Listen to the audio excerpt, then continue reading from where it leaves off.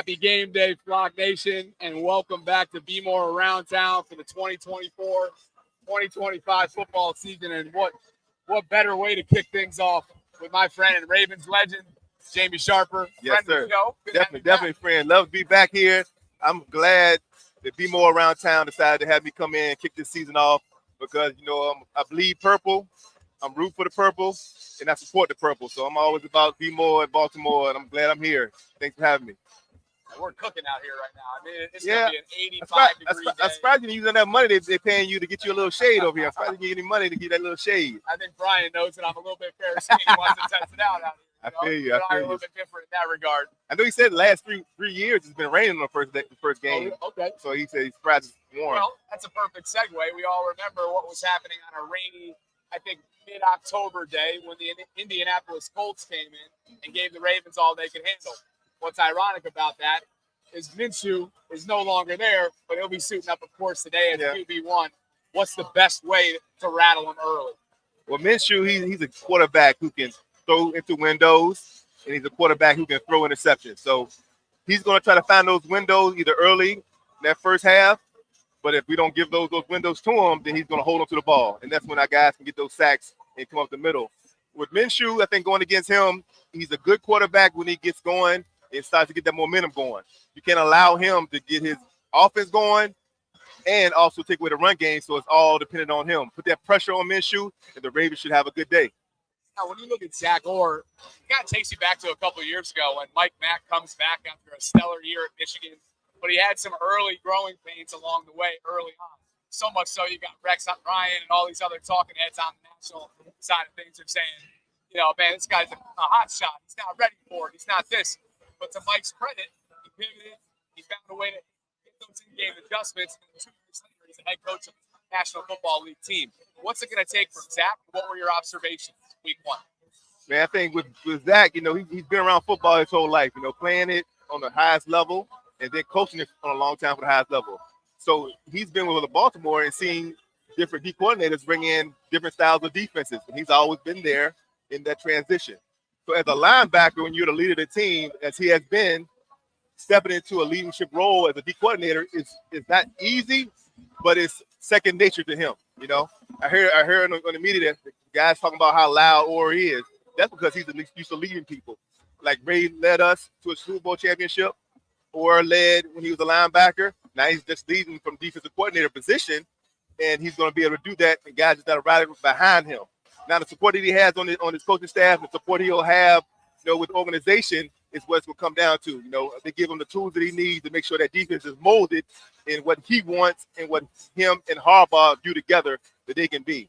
So it's not comparing last year's defense to Orr's defense. It's really coming down to improving through the year and get to a point where the defense can help you win that championship or win that next playoff game and get to that next level of an AFC championship game or what have you. So that's what it's about. It's not comparing McDonald's defense to Orr's defense, how good they were last year, because you can't try to go after the number one defense and last year and try to go with those stats. You're more about improving your defense and it's molded to what you want to be. And then when it comes down to that, even the playoffs, how they can make plays to get you to that next playoff game and that next level. How about on the other side of the football? We know that opening drive was a thing of beauty between Lamar and Derek and the variety that Todd showed there and the blend at any given point. I mean, when you have that kind of duo in your backfield, nothing else really needs to be said. But after that opening drive, it didn't seem as if it was functioning as well offensively with the two of them. What do you expect today? Because what the Chargers did to this team last week makes it seem like the game plan is pretty clear on the ground. Yep. So when you have Derrick Henry in there, and he's been, 8-9 years in the league or so, and he's been coming from the dot position, he's come from the pistol position, and been running downhill, stretch outside zones, and then cutting back. You cannot make him go out of near and far in the shotgun and try to do those same things. All right. He's a workhorse. Go ahead, line him up in the pistol. Lamar could be catch his shotgun snap. Derek can be behind Lamar in that pistol formation. It is the same thing he's been doing. Lamar doesn't have to be under center for Derek to get those same looks as a running back. He can line him in pistol formation. That's when Lamar is in a shotgun behind the quarterback, but like behind the center, and then Derrick Henry's behind him. So now, as a defense, I see Lamar in a shotgun, and then Derrick Henry behind Lamar. I don't know which way Lamar is going. I don't know which way Derrick Henry is going. So Derrick Henry gets the same feel of looks coming on his outside zones, and then his stretch to cut back. Lamar can still look over the defense and see what he needs to see. The hardest part is when they start to bring pressure. They bring pressure when you're in the pistol. Derrick Henry can't really help out as much because he's so far back there. That's the only weakness in that formation. But I see that the transition is going to have to be to a pistol formation because you got Derrick Henry doing the same running back things he did in Tennessee, and then Lamar can sit there and shotgun and look over the defense and throw the ball if he needs to, or give a slight play fake to Derrick and then go ahead off of there. That's an easy situation that he can take care of. I think that'll be done today or in the near future. When Pete Mitchell comes back, you're going to have a little bit of both. Like, question becomes. Who is it? Who you say? Keaton. Who? Keaton Mitchell. Keith? Keaton. Keaton? Keaton. Keaton or Keith Mitchell? I think about Keaton. Is it Keith? So Mitchell's a running back that was hurt, right? Right. And what's his first name? Keaton. Huh? Keaton. Keaton. All right. Because I played with his father. Right, Anthony. Yeah. Anthony. Yeah. All right. Keaton. Keaton. I didn't know which one it was. It was Keaton Mitchell? Yeah. Okay. Yeah, when he comes back, he'll definitely do some things. But it's going to be a while. I wouldn't depend on him coming back and doing big things until probably the 8th, 9th we get the season. But they will be giving some more explosion. I'm just happy that likely turn it to another notch, And he played good last game, and he made some big plays. So that's another option for Lamar and what he needs to do. All right. If Keaton comes back, they'll give us some home run potential, but he's going to have to work his way back once he starts running around. But I really can't depend on him until he actually out there for like 3-4 games. But likely out there, and then I need to see Bateman. I need to see Bateman like, okay, draw a play just for him, all right? Like, get him started early so he can get his confidence going and stretch the field. That's what I'm waiting to see in our offense. Everything else is kind of look like I thought it was going to look, but I was thinking like Bateman's going to be stretching the field a little more. We'll see what happens with that.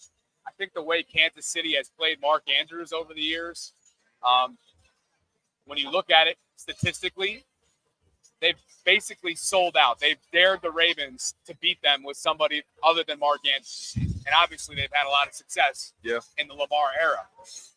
I think what was overblown coming off of Thursday was, oh my God, Mark's not himself. Mark's not this. Mark's not that.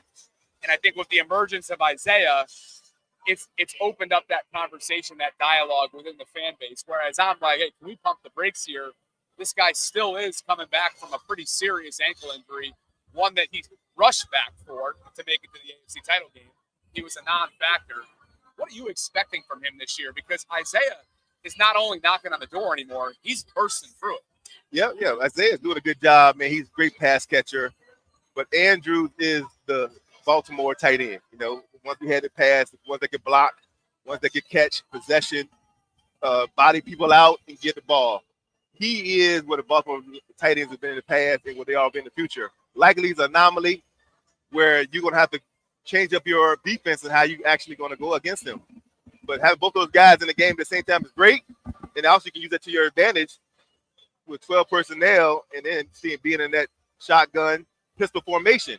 They don't know which side you're going to be running the running back to, left or right, if they're on opposite sides of the ball. And then Lamar can play action out of it. I mean, that's the easiest formation to be in with tight end on opposite sides of the ball. And then Derrick Henry in the pistol formation, being in the middle, have a play fake to the left, play fake to the right, run to the left, run to the right. Any team that tries to stop that, and they stop Derrick, then you got Lamar coming out the backside with the boot, and then it's all day. So I would see it being a formation where they're going to be playing together the whole season until it gets to third and long, and then you start bringing in the wide receivers. But I see those two tight ends playing together the whole season and giving teams fits in order to try to compensate against them. Let's get you out of here on this. I know you got a busy day. The middle part of the defense last week was gashed. And that was shocking given how stout that was in terms of the intermediate passing defense attack. Last year, it was just something that you didn't see what you saw on that Thursday night opener. Rasheed Rice was eating. And obviously, we know what Xavier Worthy did. How do you get that short up? Because, well, it's the Chiefs. We didn't see that, especially in the second half when they shut them out in late January. Yeah.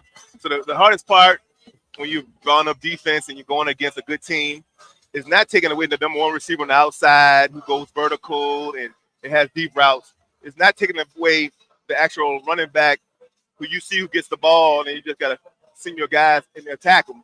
The hardest part of being a great defense is stopping the slot position wide receiver in different passing routes over the middle or in breaking, out breaking passing routes to the outside. That's the hardest part because you're flexing between your linebacker position and then your overhang and then your corners and then your safeties. That separation between the corners, safeties, and then your overhang linebackers and then your deep threats is what people are trying to attack. When they start attacking that, you have to be able to adjust. So we adjusted some. You saw that Simpson went ahead and played that to the three receiver side. They adjusted a little bit with the defense, which they probably will start off with this today. But then you got to talk about when they go to 3-4 wide receivers, who's our best nickel cornerback? Do you know? I don't know. Do you know who our best? I don't have any idea who our best. Who's our best nickel cornerback? Who's our best inside slot cover guy? So we got to see how he does. So when they start working those intermediate routes, we got to see how our nickel cornerback position is able to play those routes. And usually it's your best shiftiest guy that can move around and still be able to make plays on the ball. It's the hardest position to play in the NFL. Compared to cornerback, compared to anything else. You get the ball and you get action all the time as that nickel player. Back in my days, that third linebacker, that weak side linebacker that I played. But now it's that nickel and that slot cornerback position. It's Arthur Mollett. He's on IR for the first month. Yeah, that's definitely. So that would typically be him. Yep. Marlon obviously has that capability. The glory positions are the cornerback and what have you, but that's the hardest position to really find players for is that nickel, that slot cornerback position there. And we're trying to work our way through it, and they'll get it done. And I want to see more pressure, from the defensive ends. I know Chuck is going to get them guys going because he's a great technician, and he knows how to get guys going on the pass rush. So when they get some pressure from the outside, and I don't know if Benoit's not playing. Is he playing today? Kyle Benoit playing today? I'm not sure. But if he does play, hopefully he gets some sacks. So in full transparency for everybody watching, I can't hear a damn thing. So I've been letting Jamie go and answering questions as promised. We've got some technical stuff to figure out. We will for week 2. You're getting the call right now, so let everybody know where they can find you. Sharper Defense across social media channels. Correct. Anything else you'd like? Yeah, definitely. But at Sharper Defense, that's where B More follows me around town here, and I'm looking forward to a great game day and then a great season. And there's a lot of good travel dates and stuff going on with Baltimore traveling to different places, and I see the Maryland, Baltimore fan base traveling with them, and that's great to see because I didn't know if my team was going to travel when I was there, but now it's built up to a point where we're definitely bringing Baltimore to every city we go. That's a great thing to see. Awesome. Jamie Sharper, Thank always you. great hanging with you. Appreciate Enjoy it, Bob. the game today, all right? Good stuff. Appreciate it. I'm going to get you some shade. Don't pull that shade from over there and bring it over, all right? We're in the tent right there, but what are we going to do? I'm going to trade headsets with you and grab that one as we do a little fine-tuning. Thank you, brother. Great seeing you as always. At Sharper Defense. Go hang out with Jamie Sharper on social media. And let's reset things, guys, and I can finally hear myself think. Okay. Let's do this. Woo. It's cooking out here. This place is rolling, huh?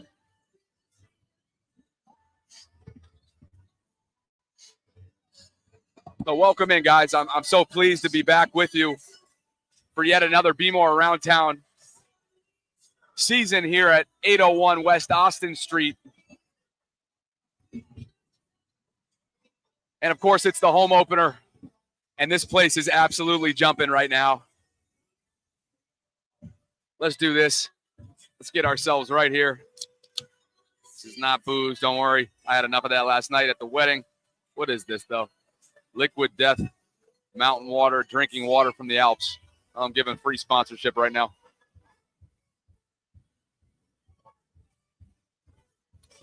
Okay. Well, it goes without saying, guys, that the Be More Around Town experience is second to none, and I will be here for every single home game throughout this upcoming season. So with that, let's officially kickstart things and welcome you in to the Ravens Raiders pregame show. For those of you who are heading out to M&T Bank Stadium, here's what you can expect. Jacoby Jones, the late Jacoby Jones, will be honored. His mother, Emily, and son, Jacoby Jr., are going to be on the field for tributes. Before introductions, Joe D'Alessandris' family members are going to be honored during the coin toss. The starting defense will be introduced, and over 40 ex-Ravens, including many of Jacoby's former teammates, will be legends of the game. Ravens Walk is open. The gates just opened 25 minutes ago. Parking lots have been open since 8:30, and one of those legends is none other than Mr. Jamie Sharper, who was kind enough to spend a few minutes with me just now. We'll also open up the guest lines as well. There is a link to join the show if you'd like to, and you can find that link in the show notes, as always, and chime in on your prediction, chime in on where you want me to steer this conversation. And we begin with the injury report. Adisa Isaac is listed as doubtful. And before I actually throw this up there, let's make sure that the inactives haven't been released yet. They should be within the next 30 minutes or so, but not seeing anything just yet on Twitter. So if you guys could always help out as I'm solo hosting, let me know when certain things break. That would be appreciated. The Ravens are going to be wearing purple jerseys and white pants for their home opener. Las Vegas will have the white tops and silver pants. Classic Las Vegas. So Adisa Isaac, the rookie out of Penn State, is listed as doubtful. They have not placed him on injured reserve. He has been limited throughout the week with that hamstring, but for whatever reason, he's probably not going to be able to go today. I'm sure they're going to want to keep it close and be careful with him, just given how young he is and getting those legs in the NFL ready mode. Roquan was limited on Wednesday, a full participant as expected Thursday and Friday with a shoulder. He'll be ready to go, flying around in the middle part of that defense alongside his running mate, Trenton Simpson. As for Kyle Van Noy, who certainly generated a lot of buzz this week, he is listed as questionable right now. Remember, he fractured a bone, an orbital bone in his eye, and it became a big, big deal throughout the week because of some comments that he said on his podcast. First and foremost, here's him explaining what happened in Kansas City on that Thursday night game. I got injured in this game. I believe it was the sixth play of the third quarter. I suffered an eye injury on the play.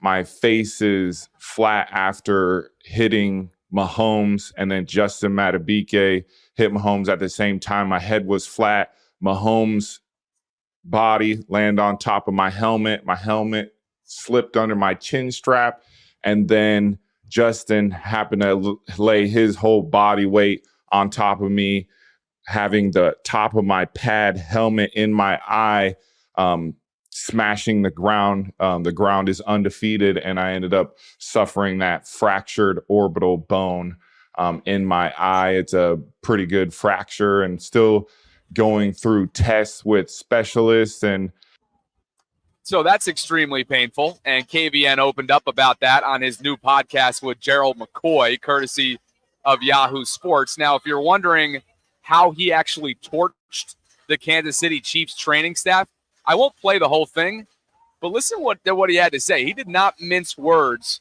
whatsoever. And let me see if I can actually find this specific clip. Pointed in the way the training staff of the Chiefs handled the situation.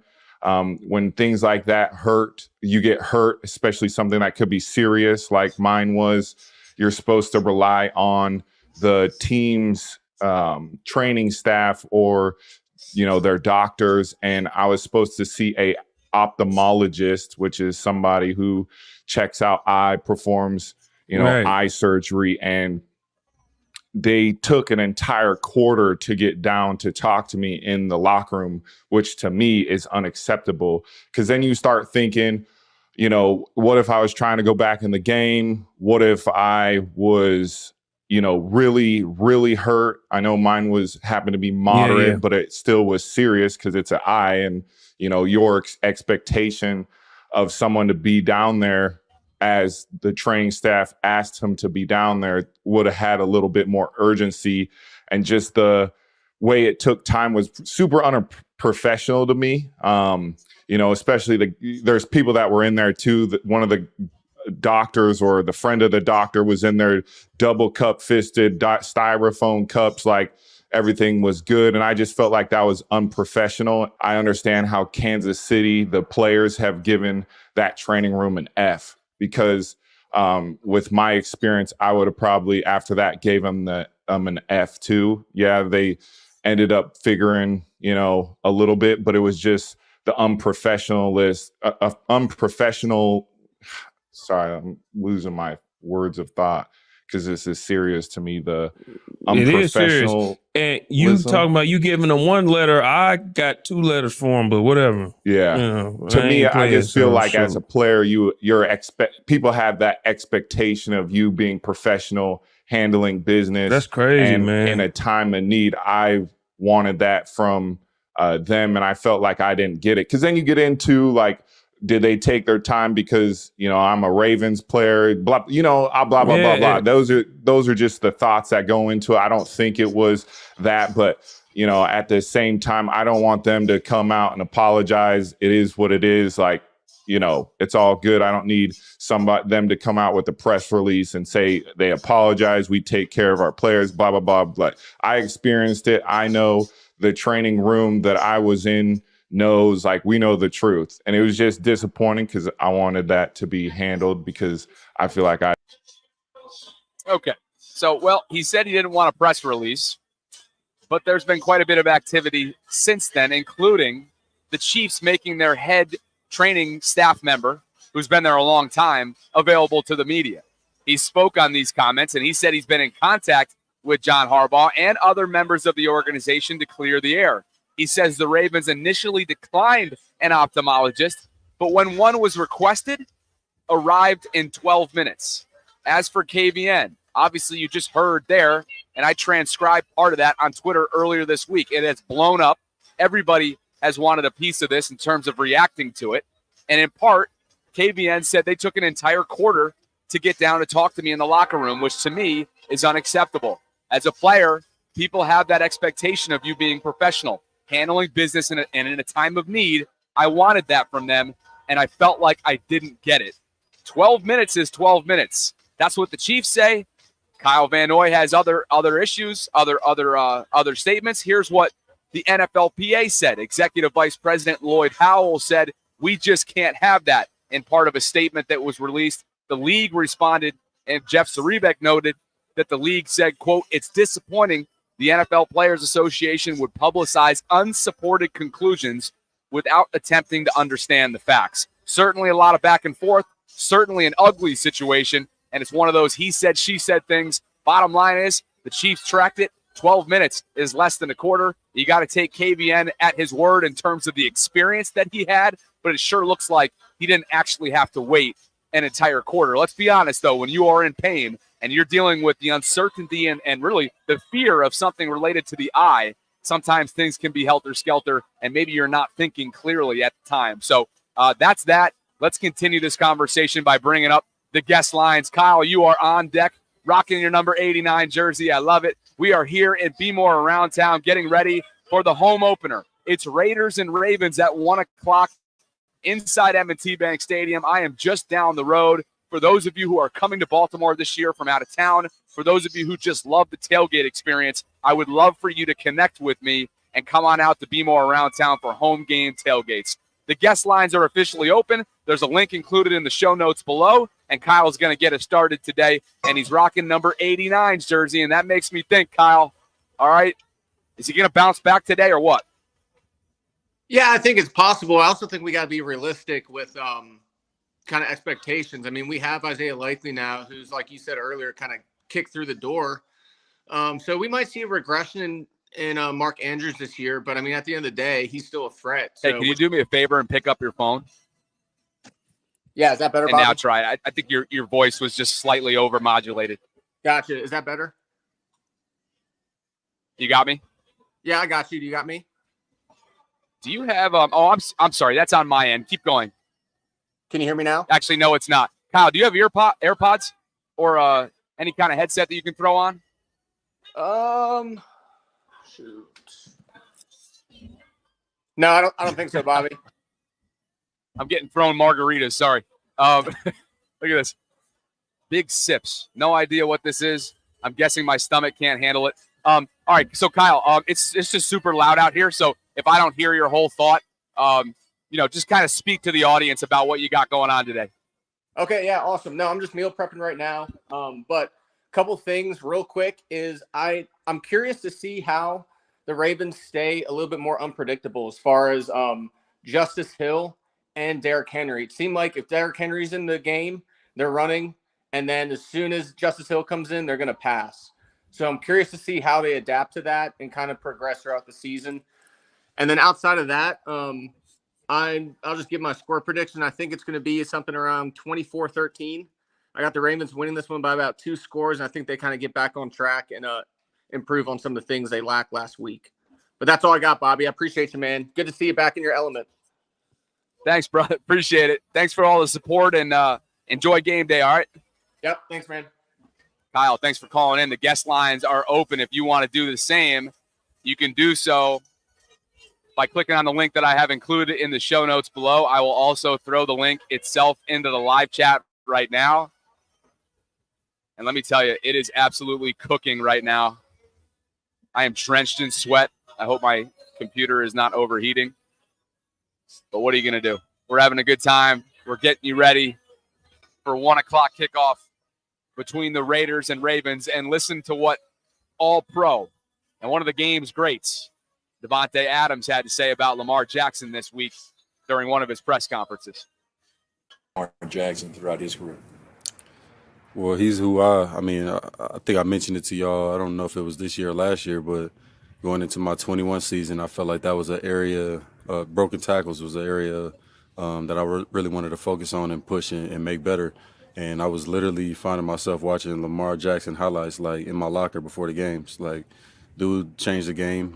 He's the best, in my opinion, best ball carrier ever. No matter what position you want to talk about, I don't think anybody's as big of a threat carrying the football. So, and obviously he's worked really hard to develop in the other parts of his game as well, and you've seen that come a long way too. So, he's a huge threat. Somebody you got to be accountable for out there, and make sure you know what he's doing, and getting on the film of that. And obviously, I don't have to worry about that. But yeah, he's a hell of a football player. You heard the man. Some pretty high praise there. Davante Adams speaking on Lamar Jackson.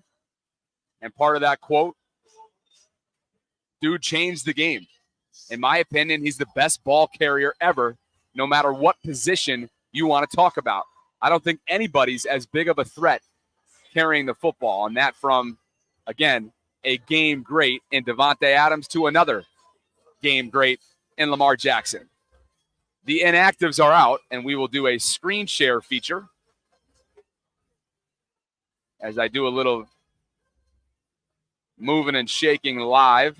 Bear with me here. Let's go to TweetDeck and pull up the inactives for you, and we will chat through this in detail.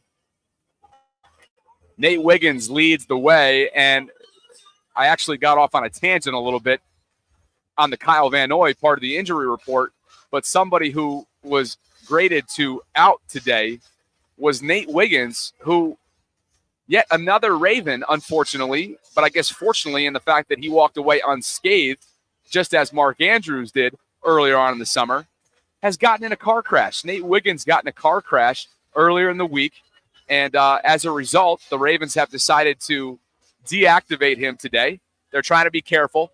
I'm good on the liquid. Would you mind going the tent for me? I'm good on those. Would you mind doing the tent for me, though? I think the computer's overheating a little bit. Appreciate it. I'm just doing some – bear with me today, guys. It's always week one type stuff, like this will all be fixed by week 2, I promise. But the fact that Nate Wiggins and Mark Andrews were both in significant car crashes, and what I mean by significant is significant enough to, I'm sure, rattle them and to sideline them from practice, even though we learned that Mark's was unrelated. Like Mark's extended absences in practice and whatnot earlier in the summer was something unrelated to the car accident, but still significant enough that it was talked about. And he made it clear that he wanted to be somebody that was advocating, hey, wear your seatbelt. Well, thank God he was. And I don't know. I'm on record for, and I don't know these specific incidents. Like I haven't gotten police reports on either one of them or whatever. But you'd like to think Mark and Nate were just like victims of horrific driving. And when you take a look around Baltimore, the amount of texting that you see at the wheel, the amount of swerving, the amount of road rage, the amount of just recklessness on the roads has me running hot today. I don't know what it is. Maybe it was this fact that I spent my summer in upstate New York in rural Albany, outside of Albany, where it's clean living in terms of the roads and there's not as many people and traffic is not as much of a thing. But I just got back today, and even making my way over to the stadium, it is literally the Hunger Games on these roads. And so while not knowing these specific incidents, whether or not Nate or Mark, I don't want to speak too out of turn in terms of the specifics of those incidents. But what I do know is Baltimore has an issue when it comes to the driving. And it's got to get better because it's just straight up unsafe. Straight up unsafe. Bo Braid, the undrafted rookie out of Maryland, who we had on the show just a couple weeks ago, will be inactive today, as will TJ Tampa, Adisa Isaac, Nick Samak, Big Salah, and Devontae Walker. What's the big story here, what I'm looking at right now?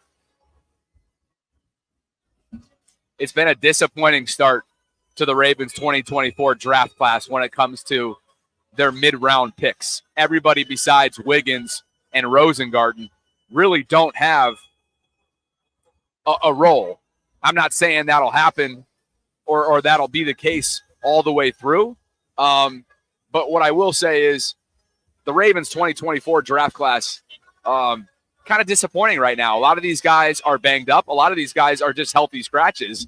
I would have to think Devontae Walker is one of those. Samak for sure. TJ Tampa, that could be related to the aftermath of the double sports hernia surgery that he suffered earlier on in the summer. And we know what's going on with Adisa. That's a hamstring thing for him. So in terms of Devontae Walker, Tank Bromansky wanted to know what's up with Tez. You know, he's been banged up with the ribs, or at least he was at points during the late half of the summer. But I don't really know if it was like banged up enough to actually, and how about the guys doing the Lord's work off to my left right now? You're about to see the tent coming up into the picture right now. Thanks, fellas. Tent's coming up. Dre Dog's trying to get me to drink the big sips. I will tell you this, guys. Out of all my years covering this team, which dates back to 2019, I have never indulged on game day. I'm going to keep that streak alive and instead go with the liquid death. Giving out free advertising yet again.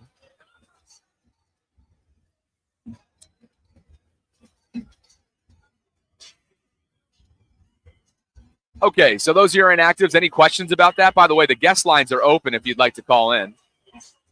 I believe Chris McAllister is going to be making his way over here at some point. So that'll be fun.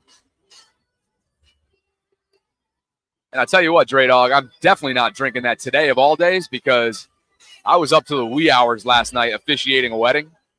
And it was something. Thanks, boys.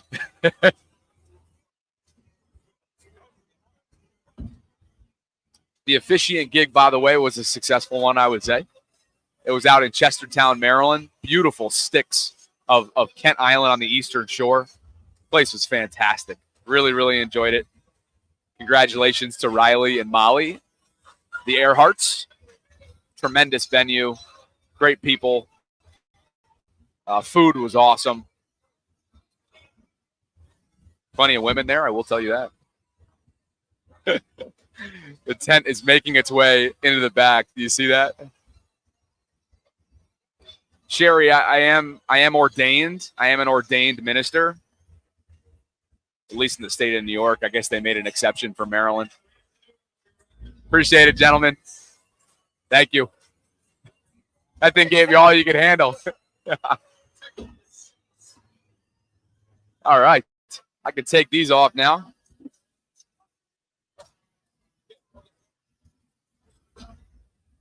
Okay.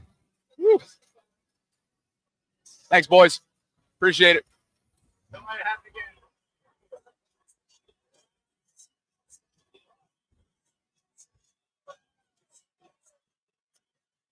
Okay, what other business do we have to tend to? Like Ari said, Wiggs was involved in a car accident this week. He suffered a neck injury. Harbaugh said he's going to be fine, but again, will not play today against the Raiders.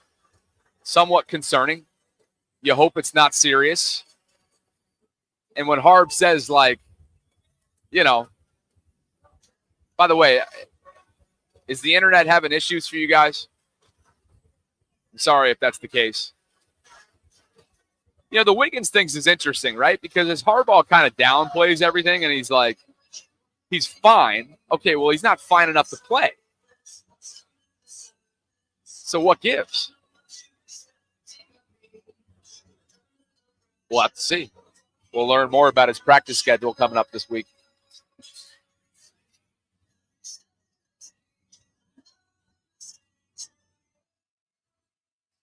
Well, Devontae is going to be a top assignment for the Ravens secondary today.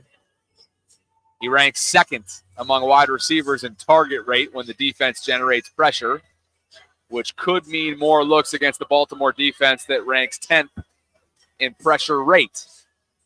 That according to PFF Las Vegas. As for pressure on the other side, offensively speaking, it was a rough debut for rookie tackle out of Washington, Roger Rosengarten, who the Ravens selected in the second round back in April. Todd Monken, Ravens offensive coordinator, was quoted for saying, Roger is going to be a heck of a football player. It's not a matter of if, it's just a matter of when. And that was in response to being asked a question related to development after a tough NFL debut. Roger, I don't believe moving forward is going to get a ton of reps at right tackle. If he does, it will be via rotation. Based on what Harbaugh said, based on what the tea leaves read, it sure looks like the plan moving forward is to stick with McCary, allow Roger to get his feet from underneath him, and develop from within. Whether you're excited or not excited about that, it's probably the right move for the let's call it not imminent future, but the immediate future. Let's call it that. And you also got to remember that Kansas City's up front, not the same defensively up front as most teams, meaning they're a bunch of dogs. And when you see Chris Jones bearing down on you like a bat out of hell for your first career NFL snap, he froze. I'm not going to overreact to it, but it's something to monitor and watch.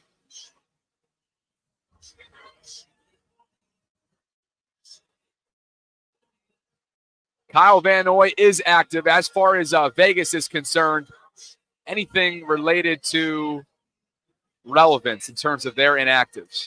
Tyree Wilson, defensive end. Dylan Lobb, a running back. DeCamarion Richardson at corner. Tyreek McAllister, wide receiver. Thomas Harper, safety. Jackson Powers Johnson, guard. And Ramel Keaton, wide receiver. Those are Las Vegas's inactives. It is a beautiful day here. Ravens legend Bryant McKinney is on Ravens Walk right now. And again, there are over 40 Ravens legends here to help kickstart the home opener. Kyle Van Noy is active after being questionable. He missed a couple practices. He returned on Friday. And we all know that he fractured his orbital bone in his eye 10 days ago.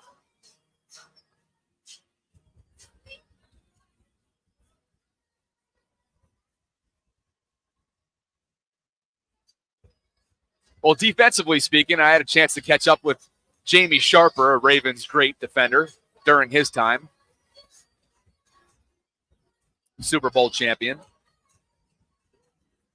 And something Zach Orr spoke about this week was just kind of the adjustment period that he's going through as a first-year defensive coordinator. He was asked about what he learned from his first NFL game as a play caller. And he said, quote, just keep it simple. Keep it simple. Keep it simple. He credited the Chiefs coaches for getting his defense in messy substitution packages. He took accountability for having to burn early timeouts. And he didn't seem fazed. He didn't seem overwhelmed by the moment. But we all know that from a blitz standpoint, we would want more. We want to see a more aggressive approach. We want to see something with C-Mac. Okay. C-Mac's ready? Okay. 5 minutes. Yeah. Just give 5. Yeah. C-Mac's coming on right now.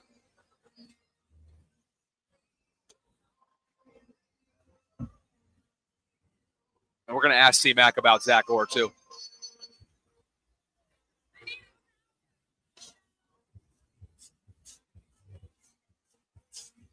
Okay.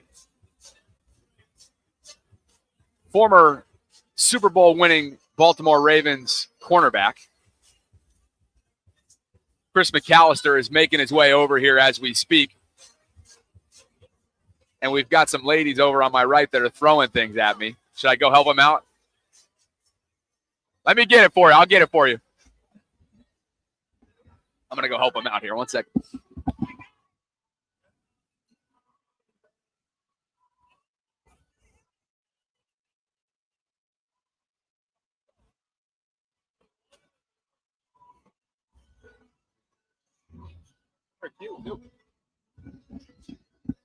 They were throwing these things at me, these big sips.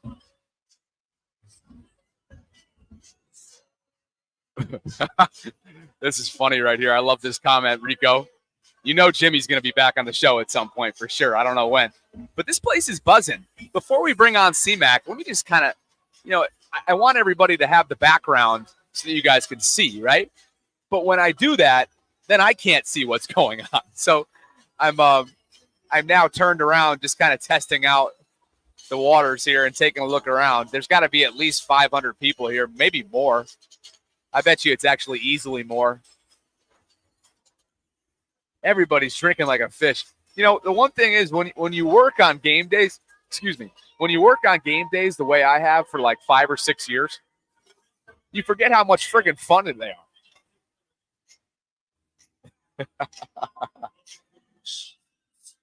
Oh, this is a good crew, man. Love seeing familiar faces out here. I hope you guys tuning in right now can join us at some point this year because this is a blast. Okay.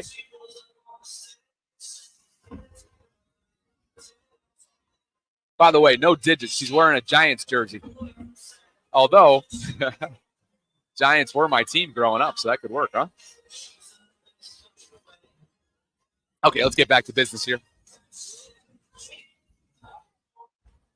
C-Mac's taking photos. He's going to spend about 5 minutes with us. And just keep in mind, we'll have all the rest of the stuff taken care of next time, but I'm going to have a headset off when I'm talking to C-Mac just because there's some logistics stuff that I got to work through so that I can hear everything. Point being with Zach, he needs time. Reporters asked Zach heading into the game, into his first game, what he expected it to be like.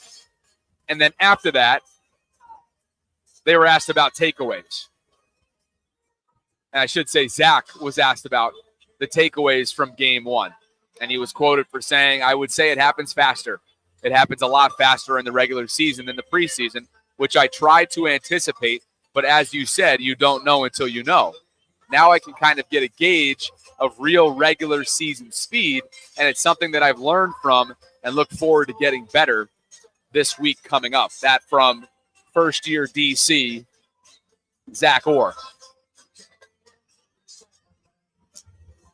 And, we talked about this over the last week or so, right? And this is an interesting one, and I should have had Jamie Sharper expand on it more, so we'll have to do that another time. But Zach was asked if his intention is to get Trenton Simpson on the field more and get him to become an every downfield linebacker, because he was not in that Kansas City opener, which meant that we saw a lot of Malik Harrison, and that's why Rashee Rice, in part, was able to feast on the middle part of the field. Malik's strengths are not necessarily playing inside linebacker, keeping up with super quick, shifty wide receivers. Malik's strengths are sort of doing the dirty work, right? Playing outside linebacker, playing in the trenches, playing special teams. And he's been a very, very effective glue guy for them.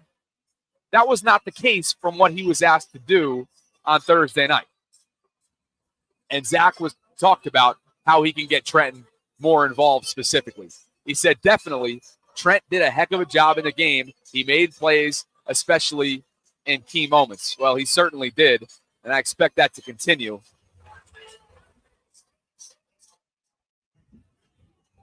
Give me your predictions for today.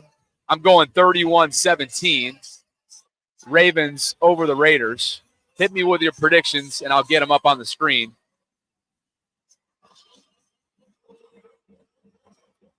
I'll go 31-17. Gardner Minshew is gritty. Gardner Minshew is a proven player in this league, and here comes Mr. Chris McAllister right now.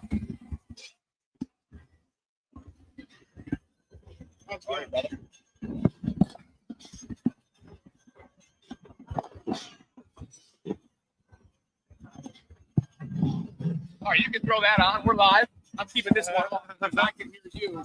Yeah. You're done. You can put yours on so you can hear yourself talk. Oh, I don't want to hear myself. Okay. No. All right, That's just weird. All right, cool. In that case, good to see you. Chris McAllister Good to back see in you the as well. building, Super Bowl champion. How was your summer? Summer's been great, man. How about you?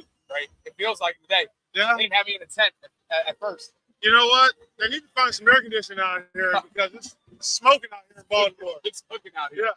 For sure.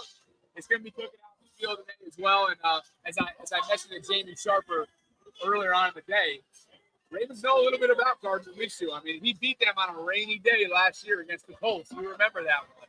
What do you expect of this guy? Look, I expect Gardner Minshew to be who he is. You know, he's a good quality quarterback, but also at the same time, I don't expect that to be the results to date. You know, it's like I expect the Ravens to go out there and take care of business like they always have. So home opener, so I'm excited to see what happens. Over 40 legends are here. You're one of them. There's a bunch. Man. We showed up, support our guys, you know, like they care. They care about us, we care about them. Yeah. What was your off season like in terms of like fandom wise? Were you as heartbroken as the rest of the fan base?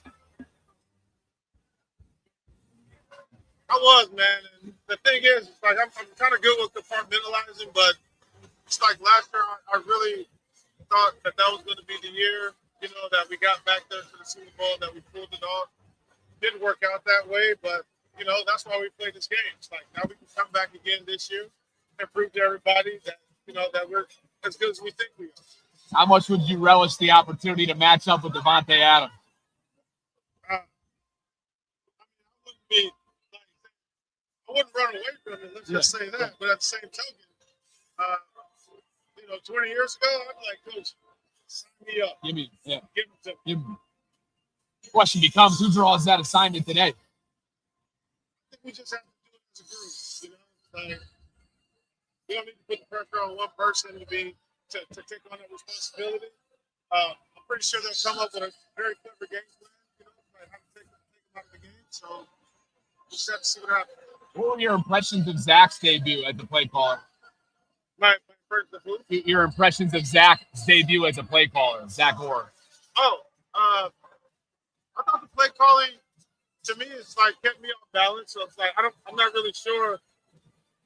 You know, there's so many weapons. You know, it's like we got Andrew, Likely, Flowers, you got Henry, and then you have the most lethal weapon of all, in Lamar Jackson. So it's kind of, I think, as time goes on throughout the season, it's like they'll get it all figured out, and we're going to see a different product later than what we see today. Yeah, kind of like Mike McDonald's first season, right? Like some of those busted coverages that we saw against Miami in his like opening month.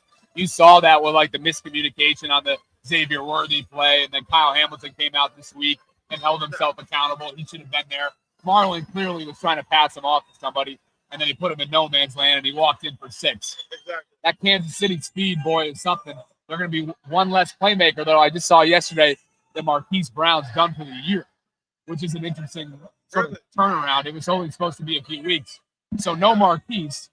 But now let's go back to the Ravens playmakers, though, offensively, because as you know, last year, outside of Zay Flowers, there's more questions than there are answers at wide receiver. Now, granted, when you have a tight end room the way they do, I guess it doesn't magnify it as much. What do you make of what they have playmaking ability aside from the running back room? I mean, I think we have like more than capable, like top grade quality position, like tight end and wide receiver. I think it's like that hefty that balance that you have. It's almost like the perfect circus. You know what I mean? Where you're trying to juggle all these different attributes. Everybody's going to want their touches. You got to figure out how to get Andrews likely on the field at the same time. Also getting the ball to Henry, but then you got Flowers on the outside who's electric at any moment. So it's like whose turn is it? And it's kind of like somebody one day, I heard this saying somewhere, but at some point, somebody's just going to have to be John Stockton, and facilitate. And then sometimes you're going to have to go out there and be coaching and take over and dominate. You know what I mean? It's like, and I guess that's a touchy-feely thing of how the game is going on. That's really interesting you say that because Lamar at times last year, we refer to it as like spreading the burdens, or in your case, the Stockton facilitation. Yeah. But then when you saw the AFC title game, and granted, Lamar comes out in that piece right before the home opener or the season opener and says, I wasn't myself then. And it kind of made sense because it felt like he passed off on a lot of opportunities to take those chunk plays with his legs in the AFC title game. Yeah. But then we saw what he did on the ground, 16 carries for 122 yards. Awesome to see her in gamer mode, but that's not sustainable. How do you find a happy medium? I mean, I don't know. And can he be stopped? I guess what I'm asking is, can he be stopped? Well, I believe he can be. You know, it's like, I believe that this year Lamar's going to do what it takes to win the football game. You know, it's like sometimes it might be using his legs, sometimes Over his shoulder. We want him to get down. Which we do. Okay? We don't want him to get down. It's Tua about that. Oh, my God. Yes, that was crazy. Oh, that's just sad, man. Yeah, that was a sad situation. But, I mean, it's just the ebbs and flows of a game would dictate, you know, I think will dictate more like how Lamar's going to play throughout the season. Before I know you got to go. Talk to me about Nate Wiggins, measurables, assets, just what he's about from your cornerback lens. Well, you tell me. It's like, what's your opinion? 4.28. First and foremost, 4.28. Yeah. Xavier ran a 4.21. Listen, when it comes to these, there's football speed, there's track speed, there's combine speed. But I'm not gonna lie, that boy's fast. Yeah. And he blankets. He's a blanket coverage guy. And what I love about him, and I think he showed this in the preseason. I know it's preseason, but like that first drive against Philly, the ability to he's fearless. And you can tell he's got a short memory. That's something you have. Well, I think that's the best. We're all going to get beat. It's inevitable. If you play the position, you're going to get beat. It's how do you bounce back from that? How do you compartmentalize that, move forward? And I think he does a great job of doing that. Just staying in the moment, playing these plays, one play at a time. He'll be inactive today because of a car accident. I don't know what is up with the Baltimore drivers. Mark Andrews, Nate, a couple other guys. Look, I've only been here for a couple days now. I've been in the Ubers and I've almost been in the it's dangerous out here. It is. The roads are absurd. So stay safe out there, C-Mac. It's always good to see you. Good to see you. Appreciate your time. Enjoy it today, catching up with all you guys. Thanks for having me, man. Absolutely. Have fun. Look at Brian in the back. Look at it. Later. Appreciate you. I forgot about that guy, man. Oh, Nate, yeah.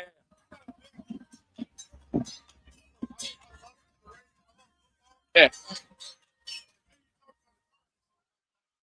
Oh, yeah. Oh, yeah. Oh, yeah. No, you're good. I'm on, though. Later, C-Mac.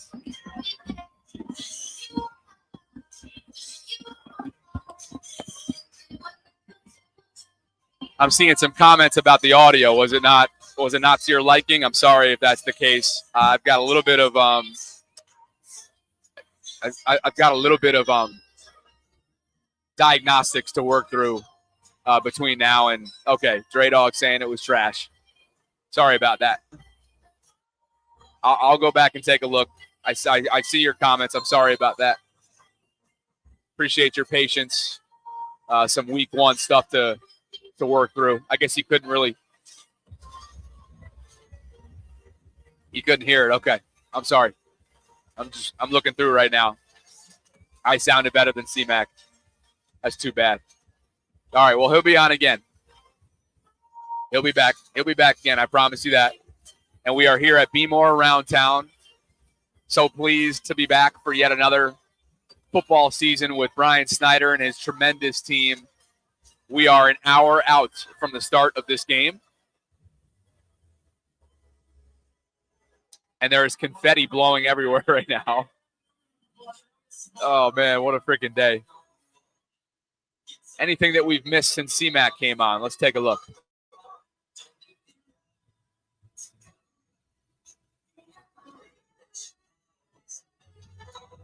Why don't we finish the show this way?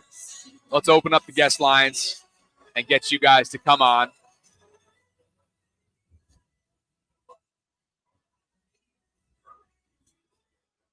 Love this song.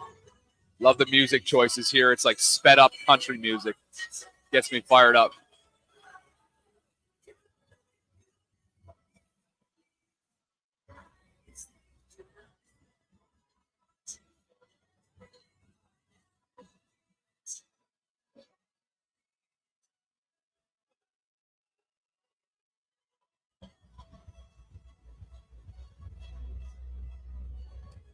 This is for sure, John. The Ravens do have to watch out for Max Crosby. He is a game wrecker.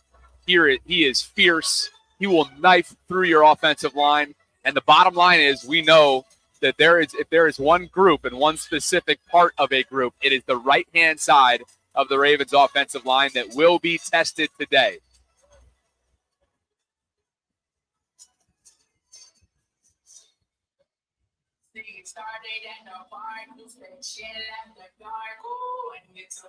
Now remember, too, if you go back and look at the box score and you go back and watch the highlights from week one, Raiders and Chargers, what was the game plan for Jim Harbaugh and company?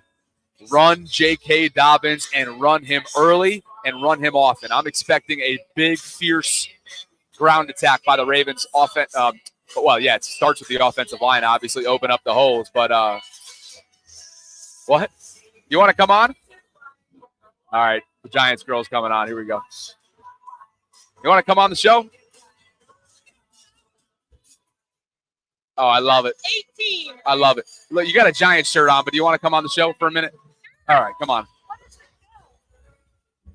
Right now, you're on the Bobby Baltimore YouTube channel. Yeah. What? Right now, you're on the Bobby Baltimore YouTube channel. Nice to meet you. I can't hear anything. Okay, you take that off.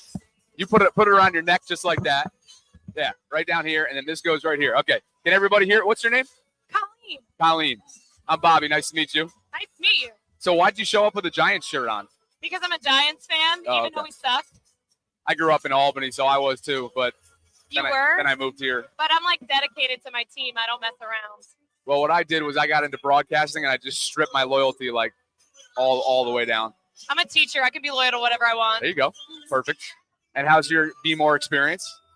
It's been great. We moved here 2 months ago. Oh, you did? Oh, yeah. I was talking about the tailgate, but you just moved to Baltimore. Oh, you meant the tailgate? Yeah. I'm in Baltimore. Yeah, we just moved to Baltimore. Nice. The tailgate's fun. Nice. We're part of Bolo. Okay. That's how we got here. Nice. What part of town?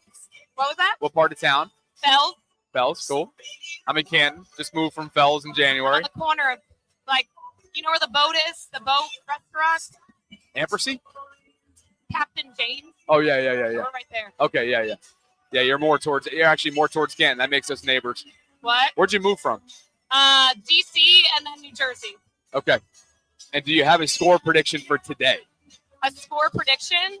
So, fun fact, last week I bet on all of the games, and out of 16 games, I got 13 right. And did you win money? Yeah, like I only bet like $5, but we won like $100. Okay. My score prediction, 21-3. 21-3 Ravens. Sure, I feel like that's what I should say. Do you know who the Ravens are playing today? I know the Ravens are playing today. Okay, all right. But I bet against them, so. All right, who the Giants got today? Oh, the Giants are going to lose. I don't even know who they're playing. Do you? They're playing the Commanders, who also suck, but. I think the Giants may need to rip up everything and start They over. need to get rid of Daniel Jones. Probably. But Gotta go. But the offensive line We already blows. lost Barkley to the Eagles. Fuck the Eagles, by the way. Am I allowed to say that? For a lesser, yeah, sure. for the, I think a lot of people actually appreciate that.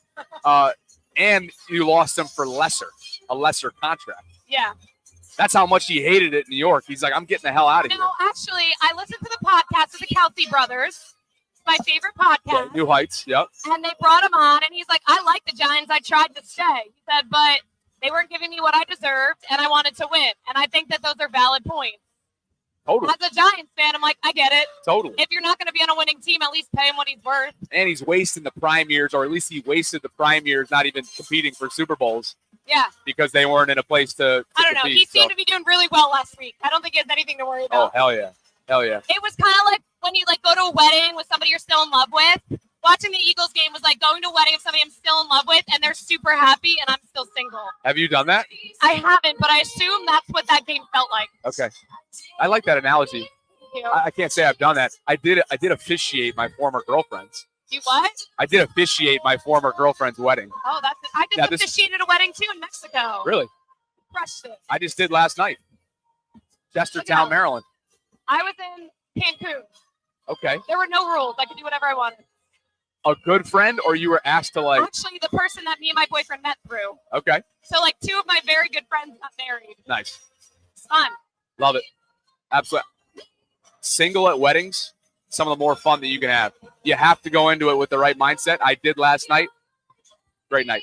I just love weddings. Well, I appreciate you for coming on. Thanks for having me. I'll Thanks be- for looking at my tower. I'll be seeing you at Fells. Show the camera your photo. Like this. Look at this. Look at that action right there. There were 18 of them. Perfect. Well, I'm glad you got your first Be More Around Town experience. Nice to meet you. Great to meet you too. We'll be back. We'll see you around for sure. Enjoy it. And keep throwing margarita stuff at us. Later. Yeah, take it. I can't drink on game days. Go ahead.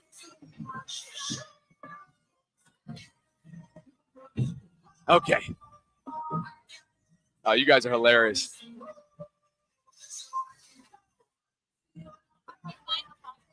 It's called the Vault. Yeah, but this specific one is Bobby Baltimore. That's my Bobby Baltimore. But our actual show is the Vault. VAULT. Yeah. You guys are all hilarious. You heard the B word. I know.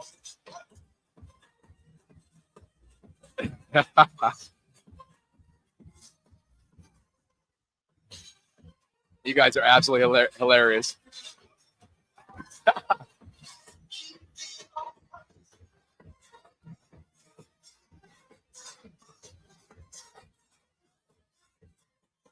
Well, the place is starting to clear out, getting ready for game time and all.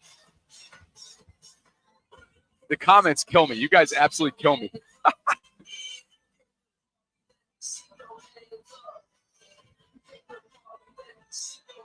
Well, again, there's going to be a lot of pregame tributes going on. One, Jacoby Jones' mother, Emily, and his son, Jacoby Jr., are going to be on the field, and the Ravens will pay tribute to Jacoby's family. Joe D'Alessandris' family members will also be honored during the coin toss. The starting defense is going to be introduced as well pregame, and over 40 ex-Ravens, Ravens legends, including many of Jacoby's former teammates, are going to be on hand for this one, which should be fantastic.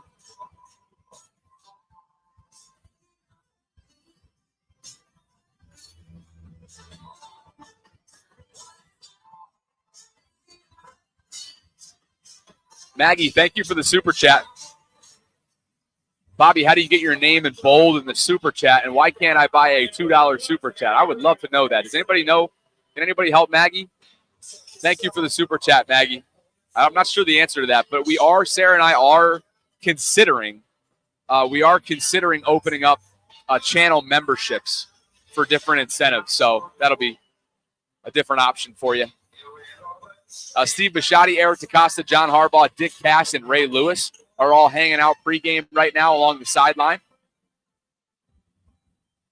And let's go to a screen share to let you know what's going on here inside the stadium. Where's everybody tuning in from today? Anybody making their way down to the stadium?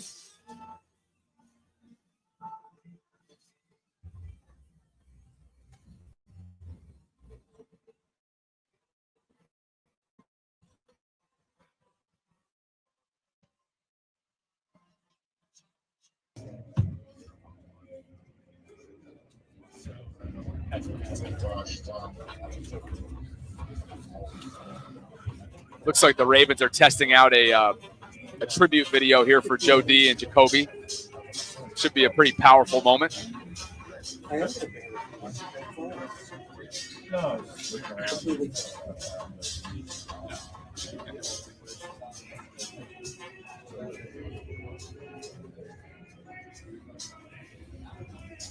Little sneak peek.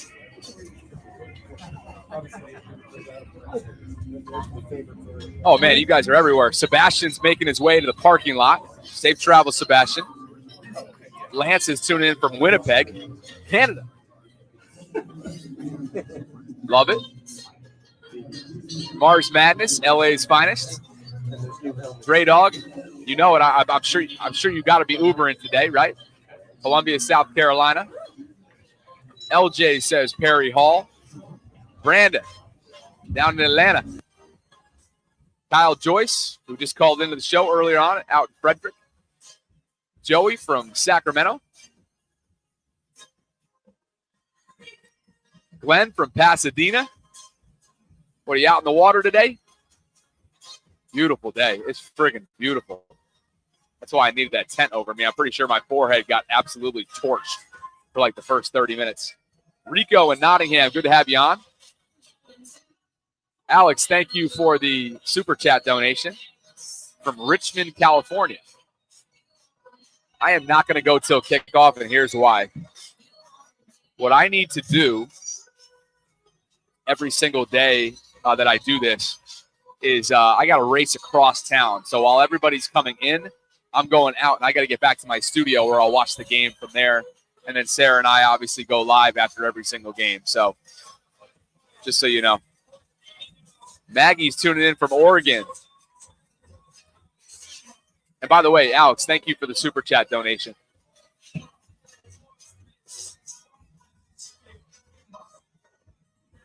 Dave, what's up, brother? Chapel Hill by way of Pigtown. He tells me to buy a sound system. You know, I invested in a lot of equipment, but apparently I got to get a few things fine-tuned, and I will. Mr. Ketchup, Beltsville, Maryland. Clinton, what's up, brother? Tulsa, Oklahoma. Oh, and I see Brandon in the guest line. Let's hit the guest lines here. Open them up in just 1 second here. Got to be a big day on the ground for the Ravens. I think that's the way you handily beat the Las Vegas Raiders. Now let's go to the guest lines. On line one, Brandon, welcome inside the channel. How are you, brother? What's up, man? How we doing? I'm great. How are you? Doing well. Coming to you from Atlanta, Georgia. What you got going for today? I think we're going to be a defensive powerhouse. I think Kyle Hamilton's come in. He's got a vengeance. Not happy with how he played last week. I think with Wig out, the guys are going to rally. Also, DC gets better. He said he's been practicing, so. Yeah, I think Zach just needs a little bit of I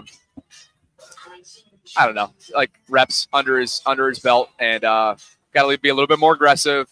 I want to see a little bit heavier blitz packages deployed, and granted, hey, you know when you get baptized by trial by fire and live bullets are flying and you're going against the greatest of all time, arguably, Right. and Andy Reid and all the challenges that offense presents. Quite a way to start, you know. I think the Raiders gives him a little more time to implement some stuff and trial by error. I mean, I think he'll have a better day today. I think the defense is going to hold him. My prediction was 27-3. I think we hold them real tight. I think we make a defensive score. I'd love a pick six or a fumble recovery for a touchdown. That's on my bingo card today. Did I get a score prediction from you? 27-3. 27-3. Okay. All right. That's a big bounce back win for you. I appreciate you calling in, Brandon. Yes, sir. Take it easy, Bobby. See you, brother. Enjoy the game and enjoy the day. It is so back. Football is so back, and this place is just jumping right now. The Raiders gave up 6.5 yards per carry last week, and they averaged 3.2 yards rushing. According to Brian Wacker's count, that ranked 31st each in the NFL. 31st in each category. That is one that the Ravens need to exploit. Well, it looks like Dave's trying to get me literally single-handedly to buy a sound system, and it looks like he's going to fund it himself. Thank you for the super chat donation, Dave. Appreciate you. Mr. Ketchup, thank you for your super chat donation. You guys are great. Maggie, Alex, Dave, Mr. Ketchup, Dave 2.0. Thank you, guys.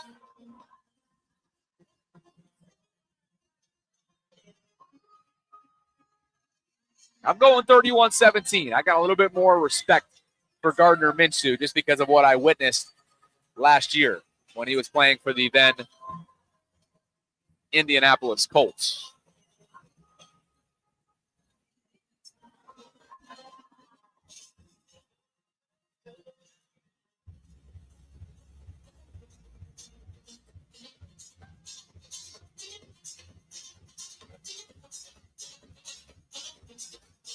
Listen to what Kurt Warner had to say about Lamar Jackson's impatience. I'll be curious to see if that starts to pan over and leak over into week 2 at all. I was watching the game last night. I didn't necessarily see the things that were playing out behind him, but I saw the impatience of Lamar. I've actually gone back and watched the first half of the game, and there were a few opportunities that I think were coming open or possibly could have been there had he been patient. But it was more the feel that I felt like he was dropping back and looking to run as opposed to really, letting those things play out in front of him. And so there was just an impatience there that I felt watching the game. It showed up again when I watched the first half of the tape. And that, again, there just has to be a balance between the two. Right? He runs for over 100 yards, so you know how dynamic he is. It's just hard to live and win games against good teams in that mode when there are things that are happening. There was one at the end of the first half where they have an opportunity for a touchdown to Likely on a little stop route. And as soon as Lamar got back, he went running up in the pocket and ended up throwing the ball away in that situation where could have been a touchdown in that situation, could have been a difference maker. So just something I want to see play out as the narrative. We had the narrative last year of what they needed to become offensively and what Lamar needed to be. The changes this year and just seeing kind of the opposite of the way he played. I'm just interested to see how this settles in and this offense looks down the stretch.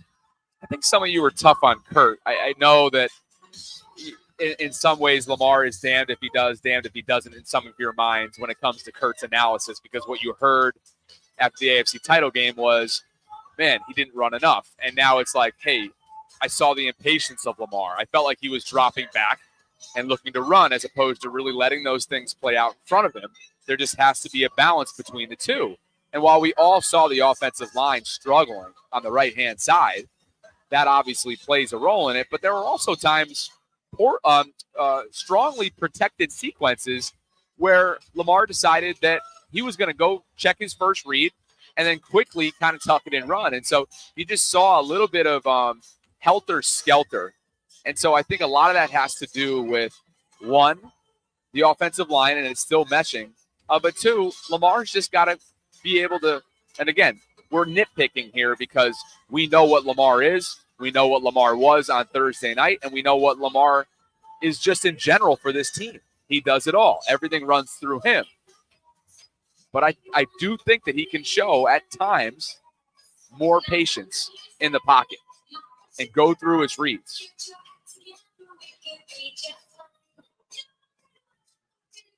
Well, how about this?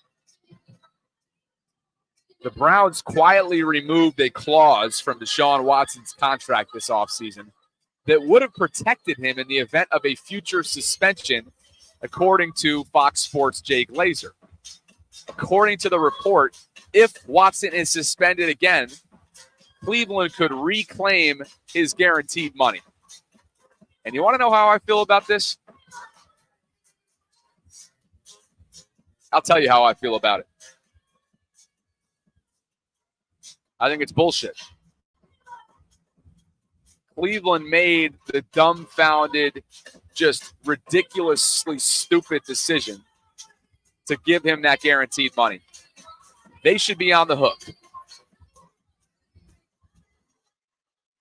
Deshaun is flirting with disaster right now based on the personal conduct policy and the latest lawsuit that he's now staring at. Of course, Cleveland wants the contract back.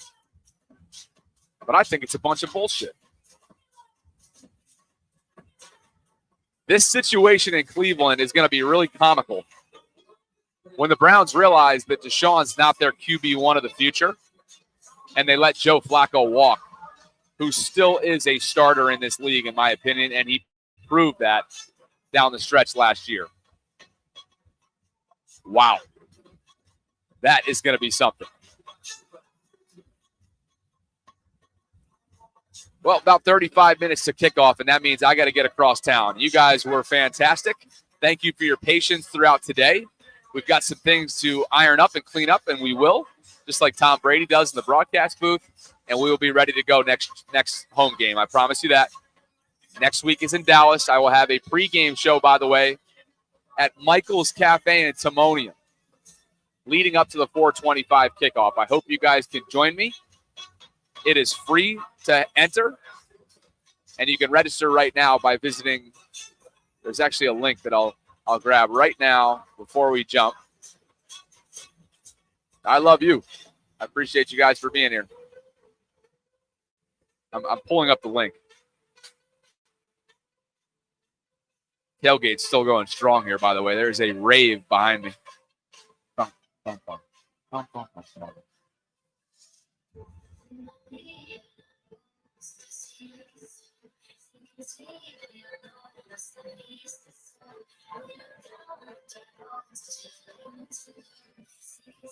All right, here's how you can RSVP to my Cowboys pregame live stream next week. I just dropped the link in there. Would love for you guys to join me. Thanks to Be More Around Town for being with me yet again.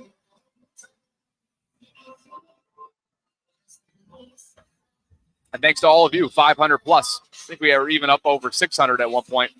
As you can see, people are still going strong here, but it also has cleared out. People are making their way to the stadium, and I need to make my way to my at-home studio. You guys are the best. Sarah will be back with me post-game, as always, and we will be live after the press conferences inside the vault, inside the Bobby Baltimore channel. Appreciate you guys for being here. Enjoy the game. 31-17 is my prediction. Like the video if you enjoyed it. Subscribe to the channel if you haven't already done so. And I will catch up with you guys in a few hours from right now.